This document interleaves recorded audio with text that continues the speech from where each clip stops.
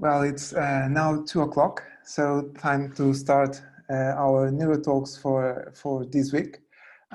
This week we have the pleasure of having Professor Yang with us, talking about alteplase before thrombectomy, if it's their benefit or not.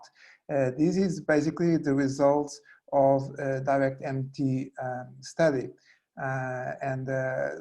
I would like to thank you again, Professor Yang, for accepting being with us today.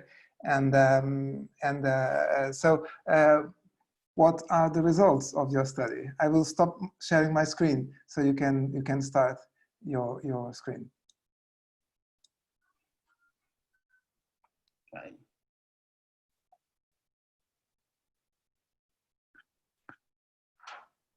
Yeah, it works now? Yes, it is. Perfectly, yeah. Okay, my case is here now, sorry. It's perfect. Yeah, it's good morning and good afternoon, everybody. It's really my honor to join this webinar. I'm Pengfei Yang from Changhai Hospital, and it's really my privilege to join this NeuroTalk webinar, and on behalf of all the direct MT investigators. And my topic is endovascular thrombectomy with or without intravenous alteplase in acute stroke. So, sorry for the disturbing, you know, it's time. So my topic for today is to introducing our DSMB trial results on behalf of all the investigators. So our trial was funded by the China Stroke Prevention Project and the WJP Medical Foundation, and there is no funding from the industry. So endovascular thrombectomy preceded by the intravenous alteplase has become the standard care since 2015, especially after the publication of 5 landmark trials. But the risk and benefit of using alteplase before thrombectomy are still controversial because treatment with alteplase may increase the early reperfusion, increase the final reperfusion, and shorten the procedure time, and it may improve the microcirculation and sometimes rescue the failed thrombectomy. But there are also some disadvantages, like it may increase the hemorrhage risk, may delay thrombectomy, and may cause thrombus migration, and has some anaphylactoid reactions, and sometimes may increase cost. So it's still RTBA required. It is very controversial, and randomized evaluation is needed. So this slide shows the DSMB trial milestones. Actually, we planned this trial back to October 2016, and after like 1.5 years preparation, at February 2018, we enrolled the first start the enrollment for the first patient, and after 17 months enrollment in July 2019, we finished the enrollment. And then in October 2019, we locked the database and start doing the analysis. So during the Ocean 2016, which is the 16th Ocean meeting, and we have a personal meeting, Dr. Liu and I and Dr. Majoy, we have discussed have a short meeting to discuss the trial cooperation. We have reached this preliminary agreement of trial cooperation, and we will focus on the topic of the dark MT trial. So after that short meeting, and we decided to perform 2 parallel trials in China and in Netherlands, and then we confirmed the trial PIs. 2 PI from the China and 2 PI from the Mr. Clean IV trial. And then we named the trial DirectMT and designed the trial logo in 3 months. And because we have a very similar protocol design with the Mr. Clean IV trial. So we did some protocol discussions during the 2017 with the Chinese team and do some revisions based on the Mr. Clean IV protocol and to adapt to Chinese situation. And after the finalizing the protocol, and we started to select the sites, And actually in China, we have this National Stroke Center database, which is regulated by the China Stroke Prevention Project Committee. And we have such a website. And when we have those data, we do the preliminary screening. And then from those databases, we find the candidate for our trial. And then we do a questionnaire to select the secondary, for the secondary screening to find the sites. And during the 17th ocean, it's October 28th of 2017, we officially launched the trial. And after that, we start to training site by site during the initiation. So for all these 41 sites, we did on-site initiation and did trial training. And then we divided all these sites into 5 regions in China because it's quite a big team. So we divided them into 5 region and do the second round training for all these sites in 5 different cities in China. And this slide shows the organizational structure of our trial. We have the 8 committees, and for the steering committee, it includes Dr. Liu, Dr. Deng, and it's actually there are 4 PIs plus Dr. Hong, also from our hospital. So they are steering committee. And the steering committee meeting once per month to monitor the trial. And also we do telemeetings as needed, usually like per 2 to 3 months, and with the international collaborators. And we're also meeting regularly during ISOC and Ocean. It's like twice a year. So we also have this 5 trialists to join our advisory board, and they help us a lot during all the trial process. And also we have the executive committee, all the PIs from the participating sites join the executive committee of our trial. And the DSMB was chaired by Dr.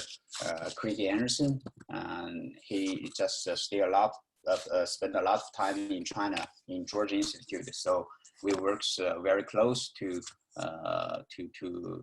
perform this trial.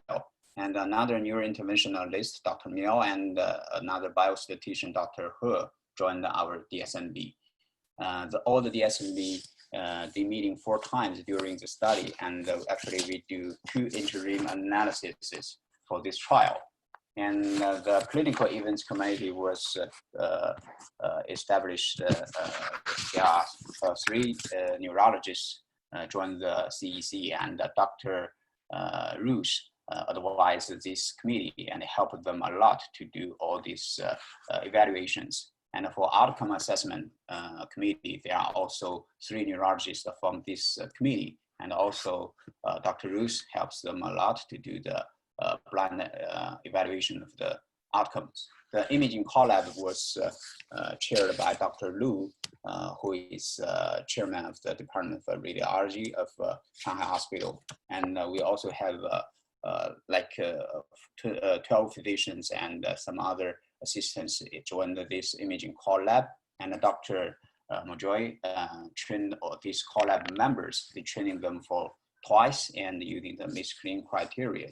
And actually for our core lab, we divided the core lab into 3 teams, which include the CT team, CTA team, and the angio team. They do independent evaluation. These 3 teams independent in different, they spent like 1 month to do the independent evaluation all time in actually. And also for the direct committee trial, we have we employed the CRO and SMO and also the biostatistics to help us to perform this study. There are a lot of stuff involved in this trial. They help us a lot in performing all these trials. So all the information of our trial was available as on the website, our website, www.directcommittee.com. And here's the registration information. And so our trial design, and actually our trial was designed with very close collaboration with Michigan IV group I mentioned earlier. And the trial was designed using it's a probe design and to determine the non-inferiority. And the primary outcome is a shift in MRS score. And we did the sample size calculation. So the sample size is 636. And we randomized the patient, plan to do the randomization in a 1-to-1 ratio and stratify by site.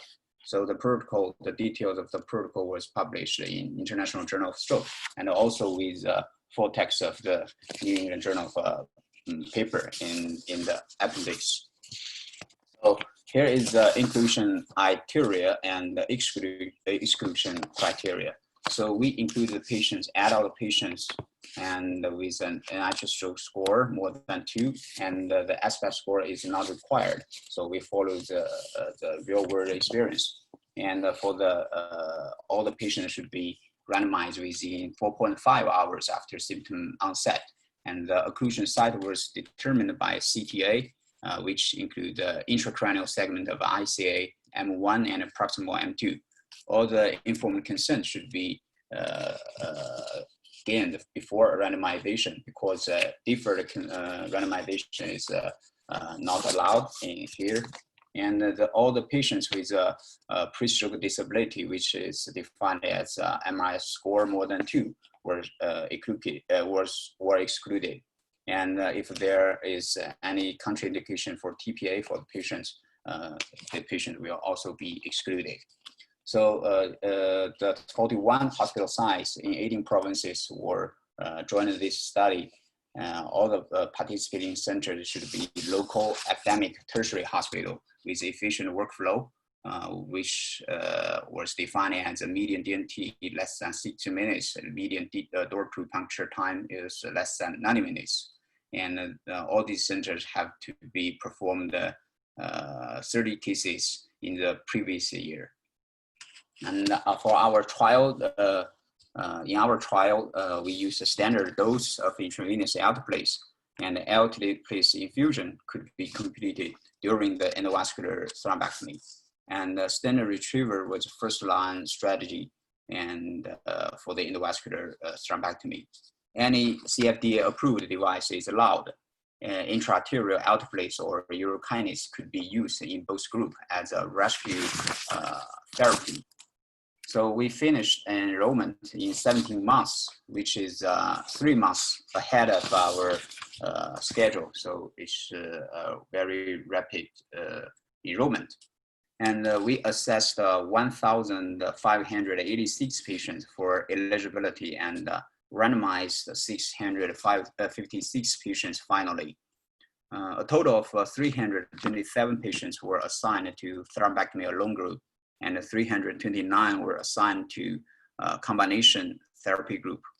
299 received the endovascular thrombectomy and in the thrombectomy alone group, and 292 in the thrombectomy combination therapy group. And 1 patient in each group was lost of follow-up. They are excluded from the primary outcome analysis. So the baseline characteristics were well balanced between 2 groups. Only 8% of the patients in thrombectomy alone group and 5.8% in combination therapy group had intracranial atherosclerosis related to large vessel occlusion, which is lower than those reported in the previous studies for Chinese population. It's lower than what expected actually. So for the workflow median times, the workflow times seems to be comparable to those in the Western countries. And the median time from randomization to groin puncture were 31 minutes in the thrombectomy alone group and 36 minutes in the combination group. It is only 5 minutes longer after using alteplase without statistical significance. However, median times from the randomization to revascularization were 6 minutes shorter in the combination therapy group. So which seems for the combination therapy group is faster to achieve a successful revascularization. And 35% of the patients in each group had intracranial IC occlusion in our trial, which is also relatively higher as compared to the previous similar studies. So according to the protocol, 87.2% of the patients in the thrombectomy alone group and 85.4% in the combination therapy group use stent retrievers as the first line strategy. And for the successful reperfusion, which is defined as ETT score 2B, 2C, and 3. The percentage of patients with this successful reperfusion before thrombectomy was 2.4 in the thrombectomy alone group and 7% in the combination therapy group. The final successful reperfusion was observed in 79.4% and 84.5% respectively. So for the primary outcome, so the primary outcome was the modified ranking score, skill score at 90 days, which was missing for 2 patients. And these 2 patients were not included for the primary analysis. The adjusted common odds ratio was 1.07, and thrombectomy alone was non-inferior to combination therapy because the lower boundary of the 95% confidence interval was greater than the pre-specified value of 0.8. And the p-value for non-inferiority is 0.04. And for the pre-specified subgroup analysis, there was no heterogeneity of treatment effect by different subgroups. And the safety outcomes, for the safety outcomes were comparable between 2 groups. And the rates of deaths were similar. The rates of both symptomatic and symptomatic intracranial hemorrhage were slightly higher in the combination therapy group. However, there's no significance. And the rates of procedural complications were also very similar between 2 groups, which is 15% in the thrombectomy alone group and 14.3% in the combination therapy group. So the strengths of our trial include a pragmatic trial design and a good execution to higher international standards, and also comparable workflow times to Western countries. But our trial also has some limitations. And according to the 2015 AHA-ASE guidelines, the neurothrombectomy devices and thrombolytic agents were not included. And meanwhile, we only included mothership patients. Therefore, the time allowed for alteplase to act before thrombectomy was short in this trial, which could also be seen as a strength of this study. The last limitation is we chose a relatively generous non-inferiority margin. And for this non-inferiority margin, actually during the recent ESOC and WSO webinar, we got a lot of questions regarding the chosen margin. Actually, this 20% margin we talked about refers to our non-inferiority boundary of 0.8, which means that the lower boundary of the 95 confidence interval of the common OR for shift in the direction of better outcomes should be larger than 0.8. As odds ratio are relative and not absolute measures, so interpretation is sometimes difficult and non-intuitive. So we can use some simple calculation to approximate the absolute difference in MR's 0 to 1 rates corresponding to the OR we choose as our non-inferiority boundary. So here's how we calculate this absolute difference. So we can first take the observed rate of accident outcome in the control group of our study. As you can see from the bar plot, this accident, the rate of the accident outcome is 22.5%. If you use the formulas, you can calculate the corresponding odds of MRS 0 to 1 in the control group of our study. This would be 0.29. if you use the formulas, if you multiply the odds in the control group with the odds ratio, you get the odds in the intervention group with an odds ratio equal to our non-inferiority boundary 0.8. That would be 0.232. And then after calculating the corresponding probability of that odds, which is 19%, you can then subtract them to get the absolute risk difference. So the absolute risk difference would be 3.5% in favor of combined treatment. So this is not that generous actually. So to conclude, the thrombectomy alone is non-inferior to combination therapy with alteplase in alteplase eligible patients due to anterior circulation large vessel occlusion within a relative margin of 20% based on a multi-center trial in China. Of course, these results need confirmation from ongoing trials in other populations. So all this trial, the main paper was published in the New England Journal of Medicine on May 6th. And I would also like to take this opportunity to thank all the patients and their families, all trial committees, all sites and co-investigators, and also all funding agencies. Thank you for your attention. Thanks. Well, thank you so much for your presentation, and also, of course, for the results of your study. So well structured, and the results so brilliantly explained. I'd like to just ask some questions, if you don't mind, because I understand that the overall successful reperfusion is different in both groups. Is it statistically different or not? And how could you understand that difference when there is no significant functional outcome difference? So how can you think that that reperfusion cannot be linked completely to the functional outcome of the patient?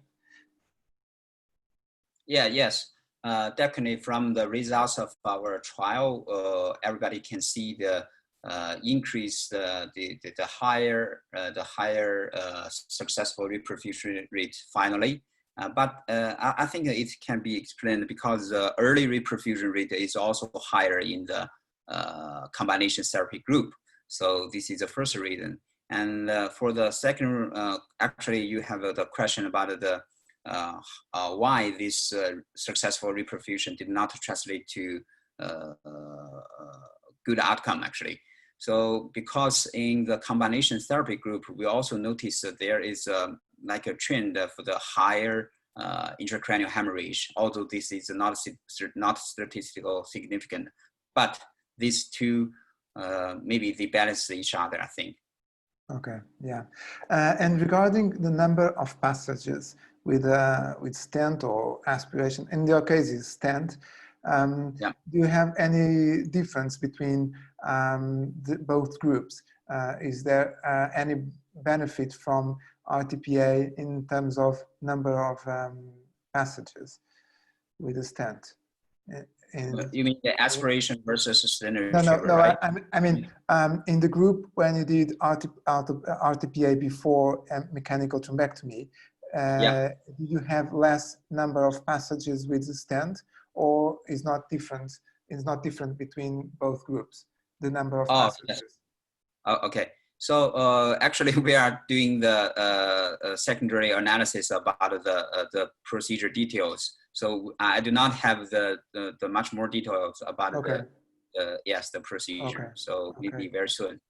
But in terms of risks of the procedure, they are similar in terms of complications. I think you mentioned that. Also, could you, so probably you are also analyzing this kind of data, but in terms of thrombus fragmentation and distal emboli after thrombectomy, so you might not have results for the time being? Yes, for the time being, we don't have those results. Okay, okay. So you might be able to answer some many more questions that are probably coming from this study in the future. Yeah. So overall, from your perspective, having been involved in this kind of trial, what is your perspective of the future role of RTPA in the first 4.5 hours in large vessel occlusion of the anterior circulation? That's what we are talking about. Yeah, yes. So actually according to our trial and also according to our experience, I think for those patients coming into the comprehensive stroke center, we can perform the thrombectomy very soon, very fast. I think it's reasonable to start doing the direct endovascular thrombectomy. But for those patients, do the drip and ship, definitely we should do alteplase. And sometimes, especially in China, there is such situation. The angio suite is occupied by some other patients, so we cannot wait, and then we should start the alteplase immediately, I think. Yeah, also because you also have a few more cases of spontaneous reperfusion even before starting our mechanical thrombectomy in the group with RTPA plus mechanical thrombectomy. So that's a chance that we should not lose if we can't do anything before starting thrombectomy. Yeah. Yes. Yes, I mean, this is a very interesting trial, and I'm sure that many others will be similar in different populations. But also, mechanical thrombectomy is also changing the goal of the procedure. I would say that we were not talking about distal thrombectomy some years ago, and now everyone is talking about distal thrombectomy. So it might be interesting to have a new direct MT study just for distal occlusions, where we thought that RTPA probably would be more important than mechanical thrombectomy. But now that we are going very distal with the new catheters, so would you foresee the same results? I mean, just in your opinion. Yes. But it made sense, don't you think? That probably is the same thing. It will be a much more controversial topic to do the randomized trial for this distal thrombectomy. So because usually everybody thinks the alteplase works very well, works better, but actually the mechanical thrombectomy now is much easier and much safer recently, I think. So maybe we can start doing some registries and then get the preliminary data and then do the randomized trial. I'm not quite sure about the justification of doing such trials. And especially we have, we have some better thrombolytics, so more efficient. So I'm not sure what is, oh, sorry. No, it's okay. It's just me sharing the screen. Yeah, so it will be a very interesting topic actually. And also we are expecting our subgroup results about this, according to the different occlusion site. So we only enroll the proximal M2 for the distal occlusions. We don't have any data in this trial. So it will be interesting. At least we can see some result from the proximal M2. Maybe there will be some interesting stuff. Yeah. Well, well, Professor Yang, thank you so much for joining NeuroTalks and for your time. I know that you have a busy day tomorrow, and it's quite late in China already. So thank you again for joining this project and for sharing the results with us. And we are definitely looking forward to hearing what you have to tell us in the future regarding more detailed analysis of the extensive data that you have now. So thank you so much for that. And just if you let me to tell our colleagues that are watching next week, there is also an interesting topic that was briefly probably analyzed in this study, that is about rescue stenting after failed thrombectomy. I would invite you to join as well, and I invite everyone to join, because many times we just don't know what to do when there is no way of the thrombus getting out of the vessel. So rescue stenting can be an option, and we have some colleagues from the hospital Pitié-Salpêtrière in Paris that are going to tell and to discuss that with us. So again, thank you from Portugal to China, and see you next time. Thank you. Thank you, Thiago. Thank you. Thank you very much. Thank you. Bye-bye. Have a good day. And you. Thank you.